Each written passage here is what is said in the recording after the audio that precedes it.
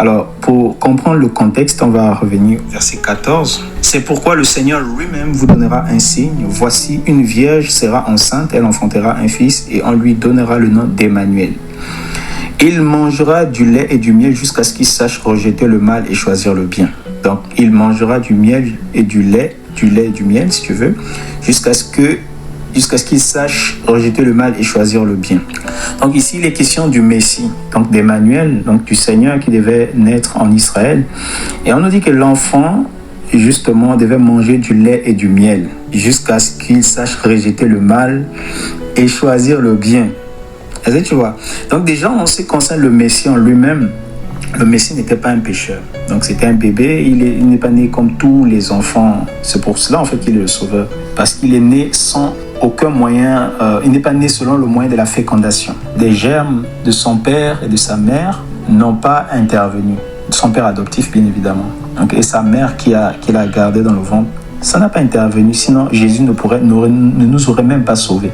Parce que s'il était né pécheur, il n'aurait pas sauvé les pécheurs. Tu vois? Donc déjà, le Messie, cette parole s'adresse au Messie. Le Messie, on nous dit ici, il mangera du lait humide jusqu'à ce qu'il sache rejeter le mal et choisir le bien. Ça ne veut pas dire qu'il faisait le mal, non. Ça veut dire simplement qu'il va manger du lait et du miel jusqu'à ce qu'il arrive à l'âge de la maturité. C'est ce que ça veut dire simplement. Et ce n'est pas moi qui le dis, parce que l'auteur aux Hébreux aussi, justement, nous a bien expliqué cela dans Hébreux chapitre 5. Si tu prends Hébreux chapitre 5, à partir du verset 12, l'auteur aux Hébreux, il s'est plaint de certains chrétiens, en fait, qui étaient encore des enfants. Tu vois, ils étaient des enfants alors qu'ils devaient déjà être des maîtres, c'est-à-dire qu'ils devaient avoir la connaissance, ils devaient discerner le bien et du mal.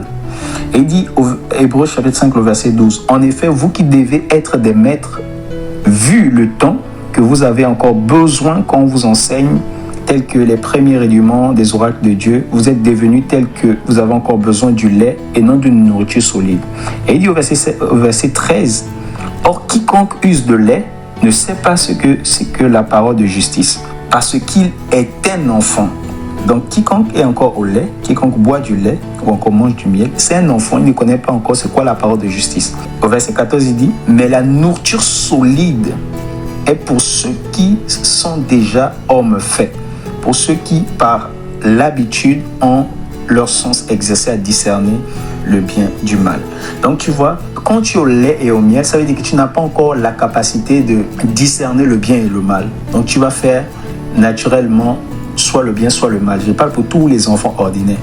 Mais en ce qui concerne le Messie, il n'a commis aucun péché, même quand il est né, parce qu'il est né déjà d'une manière spéciale. Et il a grandi, étant rempli de Dieu.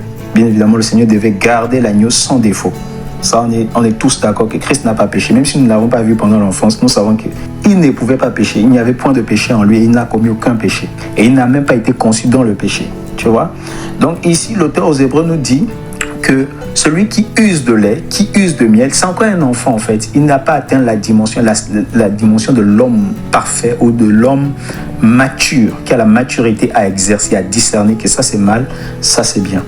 Or, les enfants ordinaires qui ne sont pas nés par le miracle de Dieu, qui ne sont pas nés sans aucune intervention d'un père ou d'une mère, ces enfants qui ont été conçus par la fécondation, l'Écriture dit, c'est Job qui le dit, Job dit, d'un être impur ne peut pas sortir un être pur. Donc, tout enfant est impur. Tu vois un peu comme là aussi dit David, qu'il a été conçu dans le péché. Et donc, tout enfant est conçu dans le péché. Et c'est en vertu du péché dans lequel nous avons été conçus, que nous avons reçu d'Adam, que nous sommes coupables devant Dieu, selon qu'il est écrit, tous ont péché et tous sont privés de la gloire de Dieu. Souviens-toi, l'Écriture a été révélée, cette parole a été révélée, nous n'étions même pas encore nés, toi et moi. Mais l'Écriture affirme clairement que tous ont péché, tous sont privés de la gloire de Dieu. Donc tout homme qui vient sur la terre, il naît pécheur. Et en vertu de cela, il est privé de la gloire de Dieu. Donc il a besoin d'être réconcilié avec le Seigneur. Un enfant, il naît pécheur parce qu'il a été conçu dans le péché. Il a été engendré par des parents, bien évidemment, pécheurs, même s'il a été engendré par des parents croyants, mais qui ont en eux, bien évidemment, la sémence d'Adam. Parce que nous avons encore le corps adamique, il reçoit bien évidemment les germes du péché. Et s'il reçoit les germes du péché, il naît pécheur. Et en vertu de cela, il a besoin d'être réconcilié avec Dieu. Il a besoin de recevoir le Saint-Esprit et pour pouvoir parvenir au salut. Donc le fait d'être enfant, ça ne veut pas dire qu'on n'est pas pécheur. Non. C'est vrai, ça veut dire ça peut dire qu'on n'a pas commis de péché volontairement, mais voilà, les enfants aussi pêchent, hein, même dans le ventre. En tout cas, c'est démontré scientifiquement qu'ils peuvent poser des actions qui ne sont pas correctes, tu vois. Mais ce qui nous condamne, c'est vraiment le fait qu'on a reçu la sémence du péché. Le fait qu'on commette des meurtres, des vols, des insultes et autres, tout ça, c'est l'expression du péché. C'est la manifestation de la nature du péché. Mais sinon, tout homme naît avec cette nature-là qui se transmet par le sang. Or, même les croyants, nous qui croyons, quoique nous avons en nous le sang de Jésus par le Saint-Esprit, nous avons aussi en fait le sang d'Adam dans notre corps physique. Dans notre corps physique. Voilà, dans le corps adamique, comme ça, c'est le sang d'Adam. Or, ce sang, il est souillé, il est voué à la destruction par Dieu. Donc, c'est ça, en fait, que tu dois comprendre. Ésaïe, chapitre 7, le verset 15, ne dit pas que les enfants sont sans péché, mais il dit simplement que les enfants, voilà, n'ont pas atteint la dimension d'un homme mature qui discerne le bien et du mal. Donc, il ne discerne pas le bien du mal. Donc, un enfant, il peut faire du mal.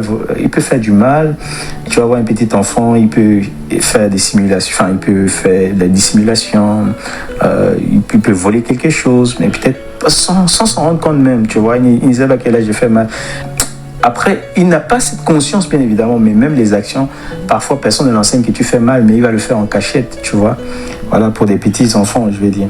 Et pourtant, il n'a pas encore l'âge de la raison, il n'a pas l'âge de la maturité. Mais il va poser certaines actions, mais sa conscience au-dedans de lui va commencer justement à l'accuser et à l'amener à poser certaines actions dans l'ombre. Voilà, parce que, bien évidemment, nous avons aussi la loi de Dieu en nous. Donc, un enfant, voilà, il n'est pas innocent devant Dieu. Un enfant, il naît pécheur. Et maintenant, ça dépend du cadre dans lequel il grandit, afin que la manifestation de la nature du péché soit mise en évidence. S'il grandit, par exemple, dans un milieu où il y a du banditisme, ben, cette nature de péché va manifester, va plutôt se révéler, voilà, et dans l'expression du banditisme. Mais s'il grandit, même s'il grandit dans une famille pieuse, la plus pieuse du monde, ça ne veut pas dire que c'était un homme pieux. C'était un pécheur. Dieu sait que c'était un pécheur. Et il a besoin de se repentir pour être sauvé. Donc il y a l'âge, certes, de la maturité, mais ça ne veut pas dire que si tu n'as pas atteint cet âge-là, que tu es juste devant Dieu. Non, tu n'es pas juste. Tu ne sais pas, en fait, tu es dans un état d'ignorance. Tu es dans un état d'ignorance, mais l'état d'ignorance, comme l'Écriture dit que Dieu ne tient pas compte de ton ignorance, mais il appelle à la repentance. Ça veut dire qu'un enfant, bien évidemment, qui est ignorant, qui est dans un état d'ignorance, doit parvenir à un moment, quand il prend conscience de pouvoir parvenir à la repentance. Maintenant, s'il meurt dans les temps d'ignorance, est-ce qu'il est sauvé? Voilà, c'est là toute la question. Et moi, je ne crois pas qu'il soit sauvé, voilà, même s'il meurt dans ces temps d'ignorance, parce que le Seigneur ne sauve que par le moyen de l'œuvre de la croix, donc par la foi au Seigneur Jésus-Christ, par la régénération par le Saint-Esprit. Donc s'il n'est pas régénéré, est-ce qu'il va être sauvé? C'est là toute la question. Voilà. Est-ce qu'il y a un autre moyen d'aller au ciel si ce n'est par le Seigneur Jésus-Christ? Et c'est là toute la question en fait. Est-ce que le fait d'être enfant, ça te donne le droit d'aller au ciel? C'est là toute la question. Si ce n'est pas l'enfance qui nous sauve, mais c'est la foi en Jésus-Christ, mais c'est l'Esprit de Jésus. Donc on comprend que tout enfant, qu'il soit vieillard, ben, s'il n'a pas l'Esprit de Jésus, il ne peut pas être sauvé.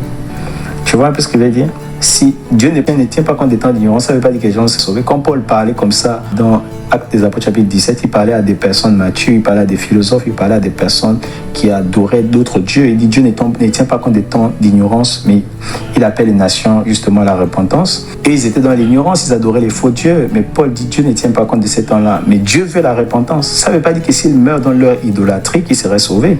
C'est parce que Paul dit que Dieu ne tient pas compte des temps d'ignorance. Ça veut dire que Dieu ne vous juge pas. Dieu n'a pas manifester la condamnation sur vous maintenant.